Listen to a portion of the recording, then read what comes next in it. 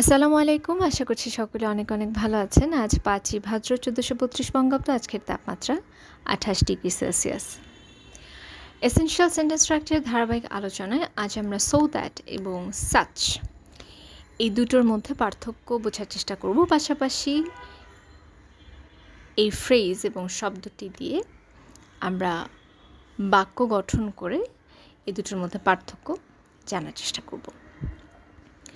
So that এটা normally use হয় purpose বা রেজাল্ট বোঝাতে, এবং এটার স্ট্রাকচারটা হয় যে সো দ্যাট দিয়ে যদি আমরা বাক্য গঠন করতে চাই তাহলে ক্লজ 1 মাঝখানে বসবে সো দ্যাট, এরপর ক্লজ 2। উদাহরণ দিয়ে দেখানো যেতে পারে, I spoke slowly so that everyone could understand.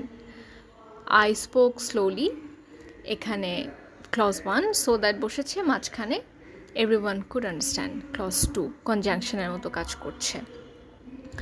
এদিকে সাচ আমরা এখানে কোনো ডিগ্রি বা কোয়ালিটি এমফাসাইজ বা জোর দিয়ে যদি বোঝাতে চাই তখন আমরা ব্যবহার করতে পারি সাচ, এবং এটার স্ট্রাকচারটা হয় such plus adjective plus noun, অর্থাৎ সাচের পরে অ্যাডজেক্টিভ, এরপর নাউন বসে থাকে।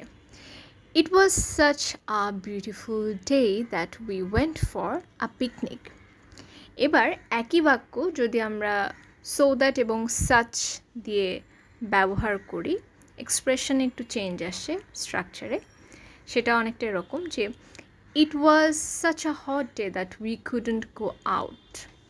তাহলে একই বাক্য such না ইউজ করে যদি so that দিয়ে ব্যবহার করি তাহলে এটা হয়ে যায় It was so hot that we couldn't go out.